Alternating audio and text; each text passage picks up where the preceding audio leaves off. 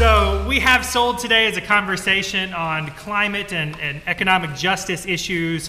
But Dr. Haynes, I wanted to ask you first to kind of set a theological foundation for the day. You've got a great crowd of people who made the really long trek by bus and cars from Dallas to come do this advocacy work. Why is this an important part of your ministry, of the church's ministry, to engage in this justice work?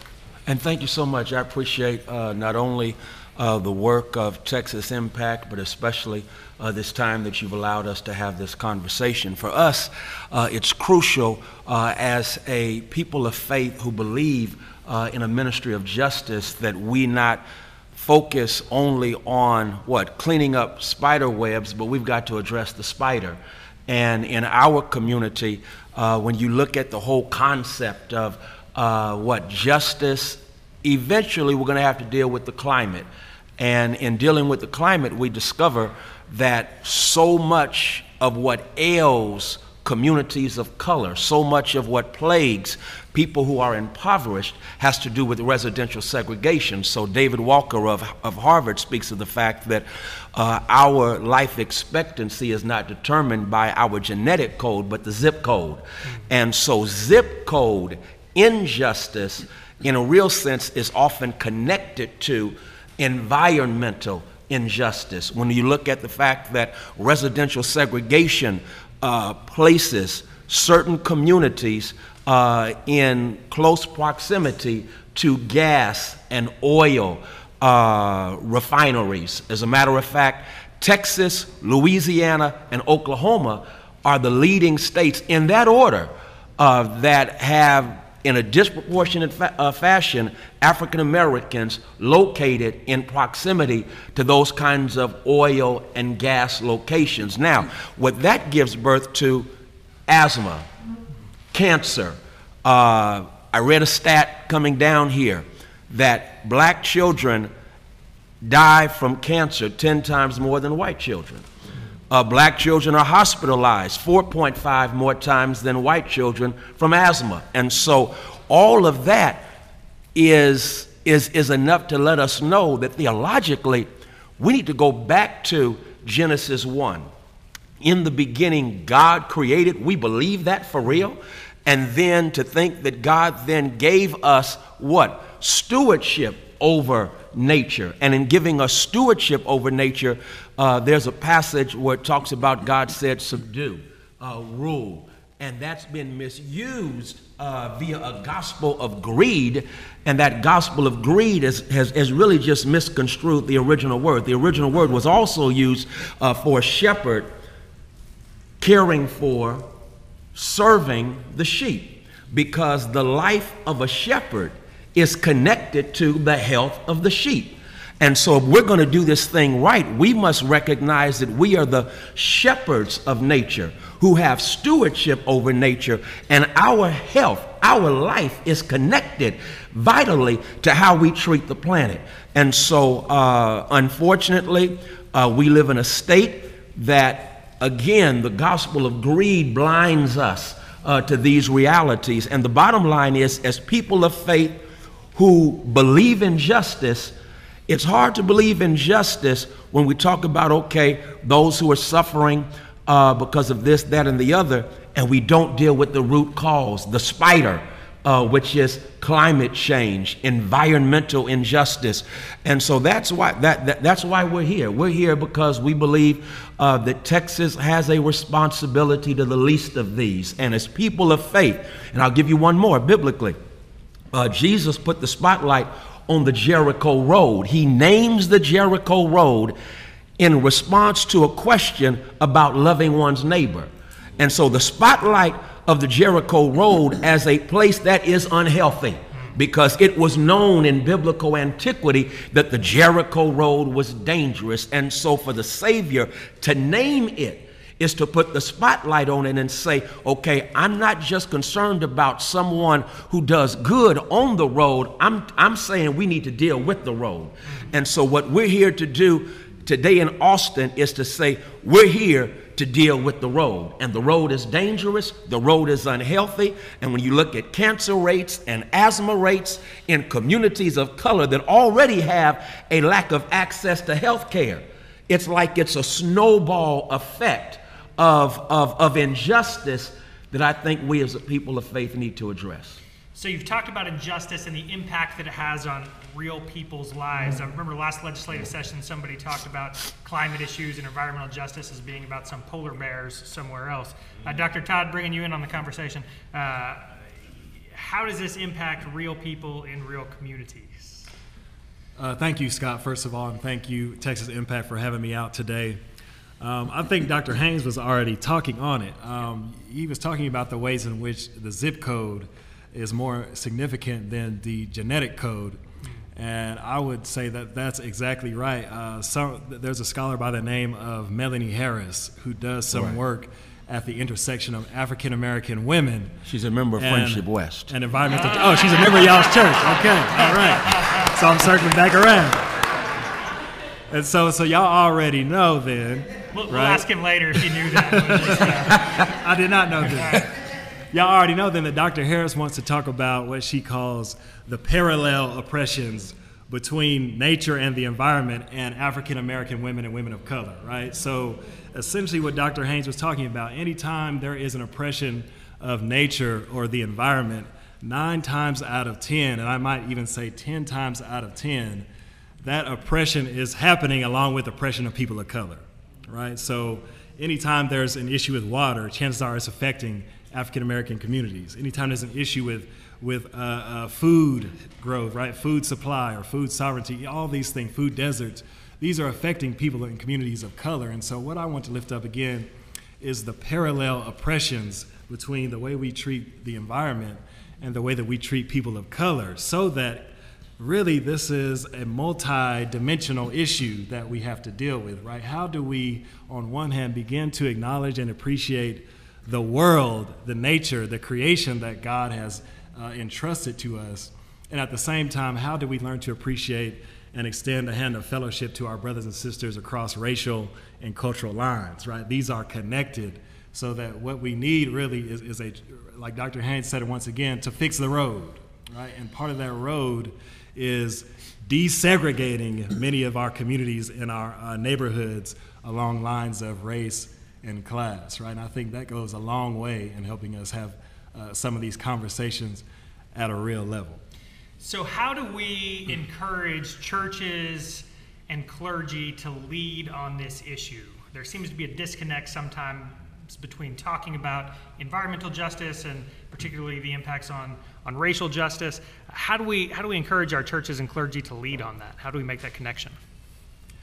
I think one of the first things we can do as preachers, as pastors, as scholars, is to return to our old religious language about the ways in which God has created the world for us to be stewards over. Now, as Dr. Haynes mentioned, none of our theology is perfect, right? So we've also got to begin to look again at some of the things we say about the relationship between God and the world. For example, Dr. Haynes brought out, we often lift up Genesis 1 as the scripture that gives us dominion over creation, but that has been misused in many cases, so that many people think that dominion means I go out, I take what I want, and it doesn't mean anything until I put my work into it, right? But we need to have a different understanding of dominion, for example, that says God is already at work in the world, right? God is already at work in nature, in the creation, in communities of color, and now whenever I approach these natural resources, if you will, how do I go about appreciating what is already there that cannot be reduced to my own interests, right? Cannot be reduced to the purposes and the utility that I want to bring to this. And so you can see this already has big implications for the way that we think about things like economy and development, right? We got to begin to rethink issues about economy and development, because the way in which we go about acquiring, getting a hold of the natural resources, and the way that we go about displacing people from one region to another so that we can get a hold of land or of certain kinds of natural goods is problematic. Mm-hmm. And so we've got to begin to ask questions about how we are doing development in our communities, how we are thinking about economics, and we really have to begin to have our local citizens, right, whether they are Christians or members of the American democracy, to begin to work together to contribute their voice to the conversation, right? What would it mean if we had a number of different concerned citizens gathering together like they did in the 1960s to have these mass meetings where everyone could come and voice their concerns and get on one accord about some of these issues? I think what we really need is a democratic revival, right, where people are beginning to ask questions and take on responsibility for themselves as agential citizens. That's good.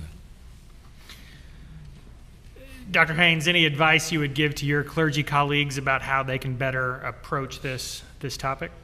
Well, I think we need to be purged of our theology that's been informed by capitalism and really go back to a hermeneutic that appreciates God speaking. As a matter of fact, one of the passages that is often used is what in Romans, in terms of, okay, before Christ, God was speaking even through nature. So imagine what God is allowed to say now through nature when God's voice has been what? Muffled or given laryngitis because of our disrespect for nature.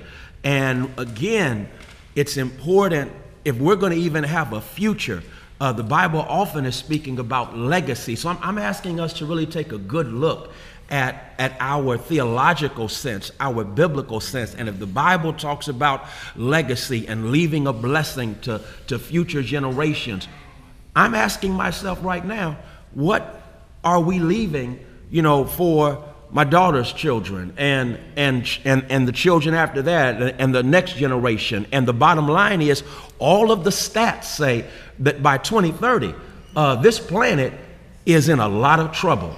And so when you talk about all of creation groaning, it's because we are guilty because of greed, unfortunately, because of a capitalistic consumer mindset that says, let me get whatever I have to get at the expense of the planet. And in so doing, I hurt others. And so, again, for me, it's just really important that we theologically, do we really believe a theology of creation? And that behind creation is a creator who has entrusted us with this creation, that we are not to have dominion over in the sense of taking advantage of it, but instead we're to serve it, because God and God's genius, it's just phenomenal how God set this earth up. God set this earth up, structured it so that life could give birth to life. And life could give birth to life. And life could strengthen life and give health to life. God has wired the world for life. And yet we're engaging in death-dealing theology. And death-dealing theology is always going to put the individual consuming much at the expense of others.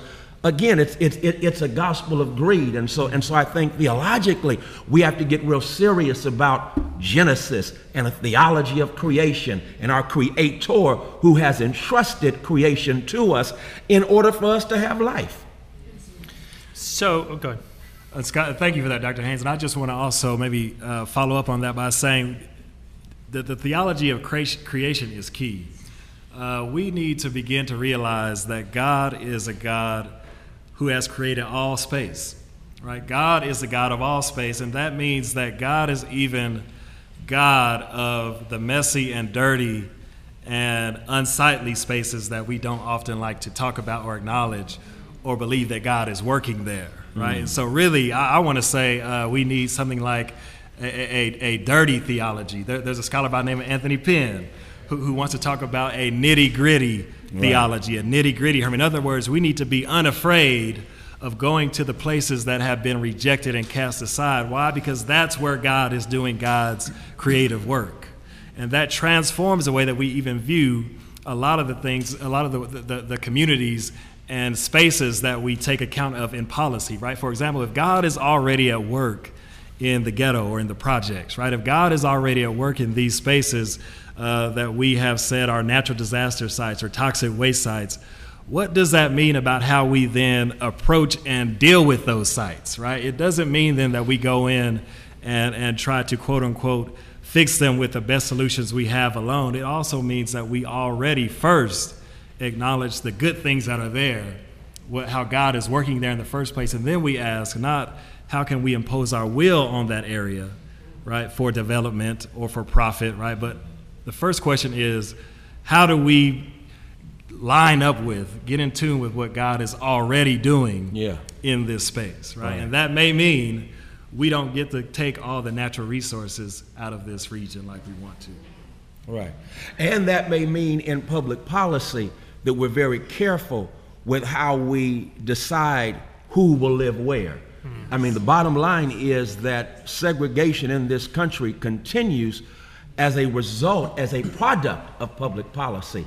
And unfortunately, you have communities that are in floodplains, in tornado alleys that have been set up. And now when you look at, again, environmental injustice and the fact that, you know, there are those who, for, again, greedy reasons, ignore the scientific evidence of climate change. And now we are seeing tornadoes busting out in ways we haven't seen before. And there are certain communities in this country alone that are going to be susceptible in the years ahead to massive flooding. And it's all because, again, ignoring the science and divorcing, I like this, science from a theology of creation, as if God is scared of science.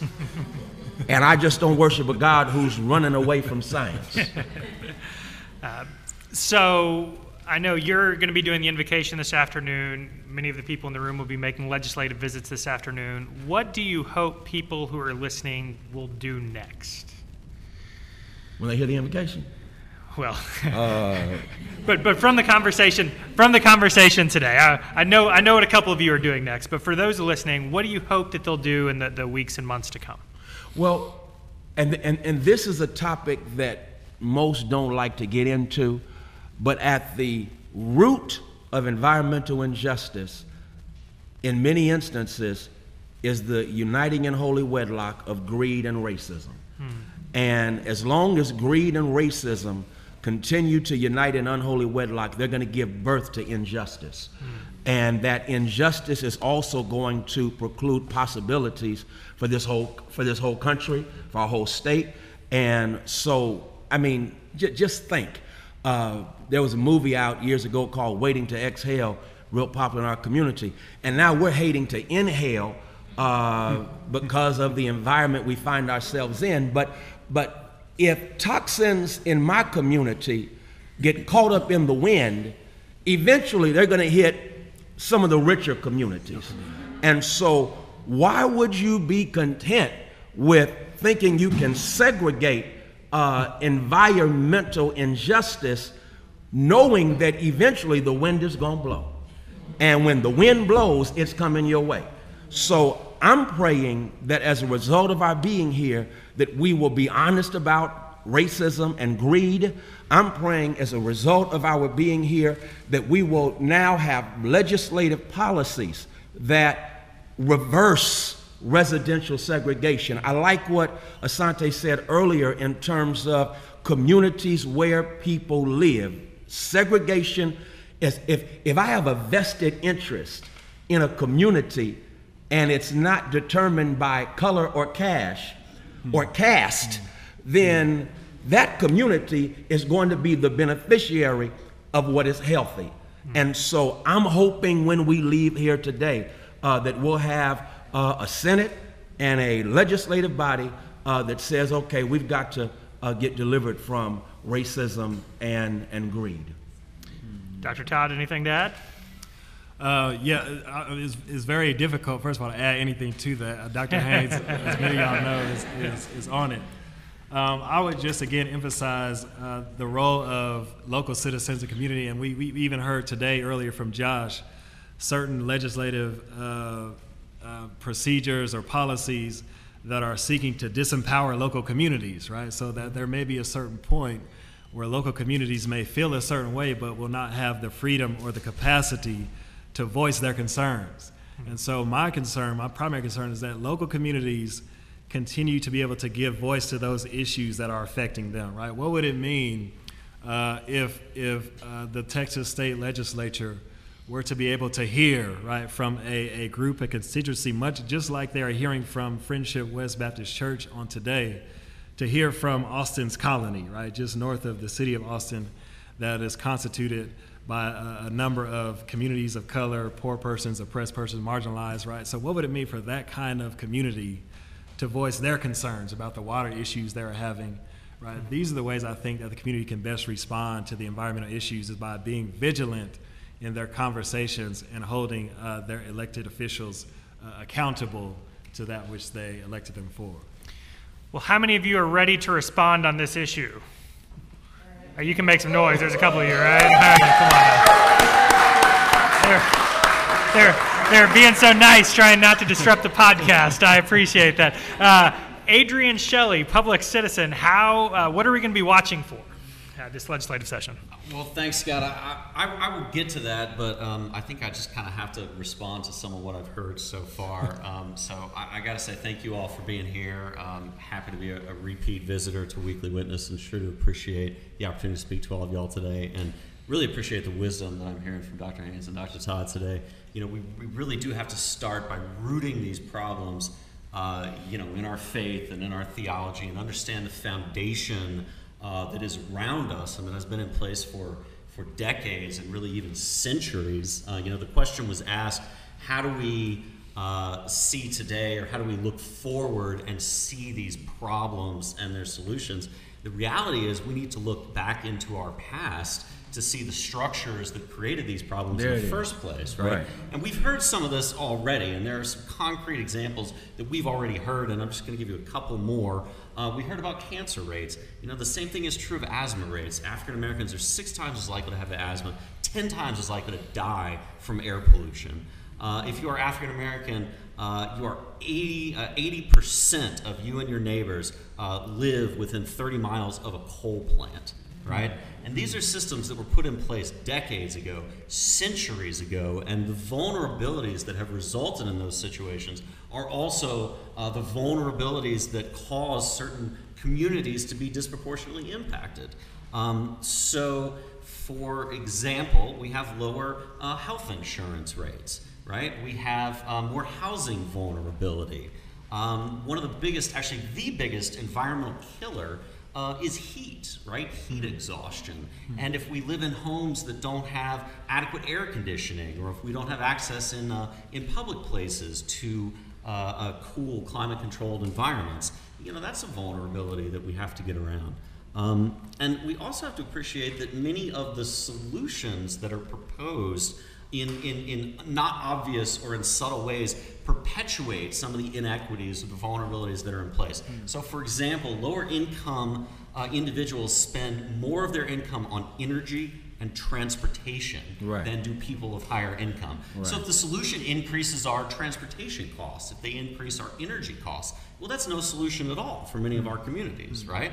We're fortunate in Texas right now that clean energy, wind energy, solar energy is actually becoming cheaper than coal and natural gas energy, right? So we're in a good place, but we have to recognize that a solution that requires us to spend more on energy, more on transportation, no solution at all, right?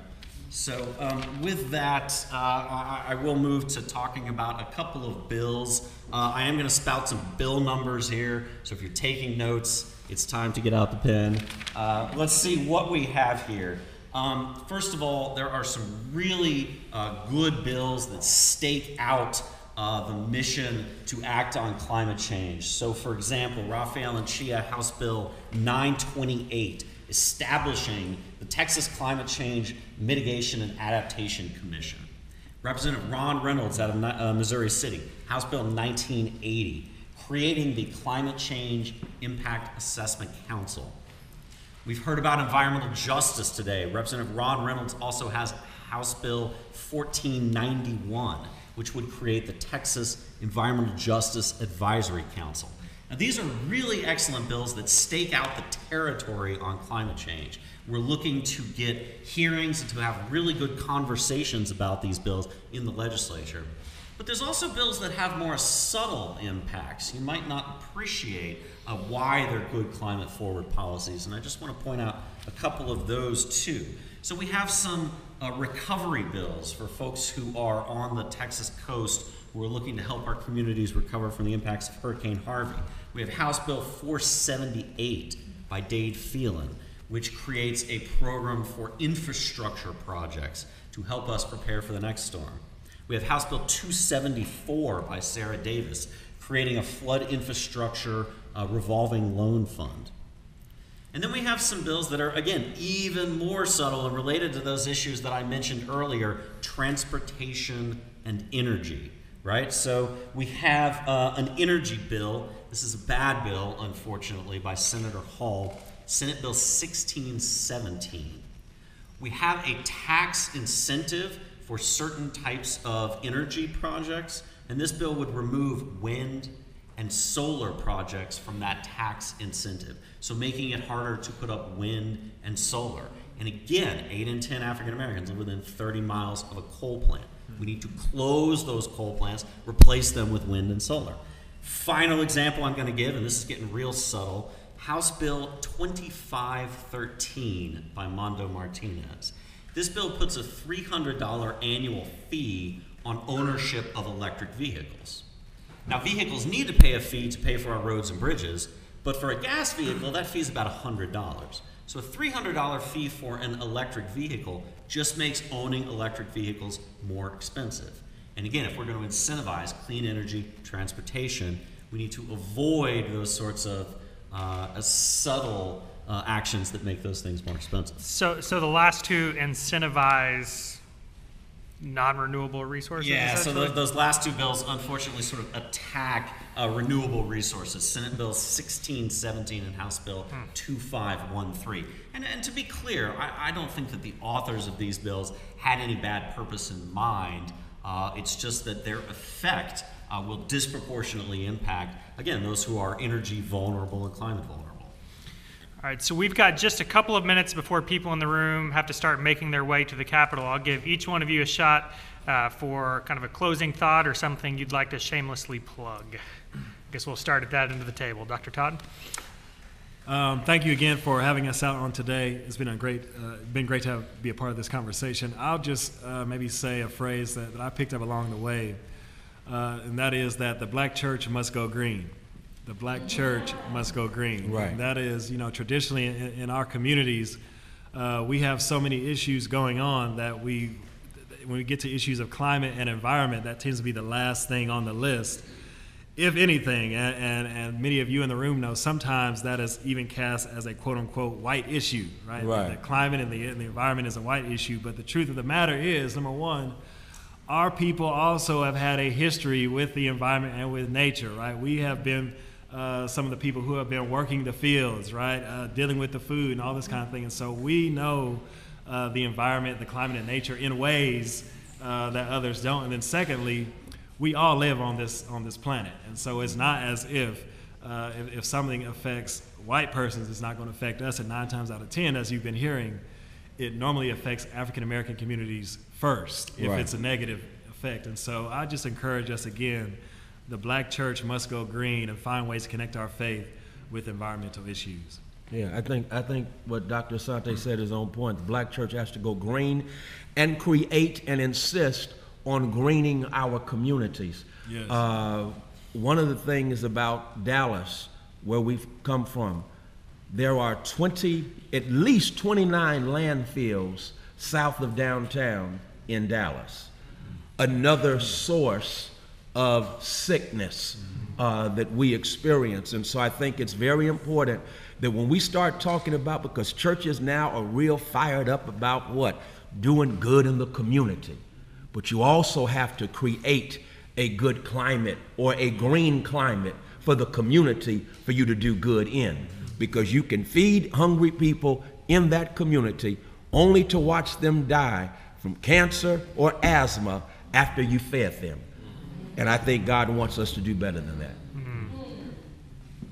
Thank you. By show of hands, who is leaving here and going over to the Capitol? All right, awesome. Thank you. So we've heard from some professional advocates and from some professional lobbyists here, right? People like Josh, people like myself. We are fortunate that we do this for a living and that we have the issue area expertise in order to do the best job that we can, okay? But that's not why you guys are here today. I'm assuming most of you are not professional advocates, probably don't have, issue area expertise in some of the things that you're going to be advocating on today. Maybe you know a little bit about it, from your work or for your past volunteer work. That's fabulous. But what's important to recognize is you are not here today to be issue area experts, right? You've heard a whole lot about climate and about green advocacy. Nobody's expecting you to have gained expertise that you're going to go drop on these lawmakers over here. This is about your communities and your families, which is where you are the issue area expertise, right? When you come to Austin from elsewhere in Texas, you are bringing your experience, your community's experience, your knowledge about what your needs are, and that is what the lawmakers want to hear from you, right? It is incredibly significant to them that you have taken time out of your week, to come here to Austin and to share what you do have expertise on. It's far more impactful from them to hear these things from you than it is from another professional, lobbyist, if you want to call it that, like me, right? So do not be cowed by what you hear from people. Do not feel like you don't have the experience, you don't have a place there, you don't have something to say to the lawmakers that you're talking to, because you absolutely do. You have the knowledge of your communities, your experience, and your understanding of what needs to be done to make Texas a healthier, safer place for you, your communities, and your families. That is what you are the expert in. That's why you are here. Go over there and do the best job you can with that message, because those folks need to hear it, and they're expecting you to come and tell it to them, okay? Good luck. All right. So, Asante Todd, Frederick Haynes, Adrian Shelley, thank you all so much Thank you, Scott. for your ministry each and every day. Thanks for being here today.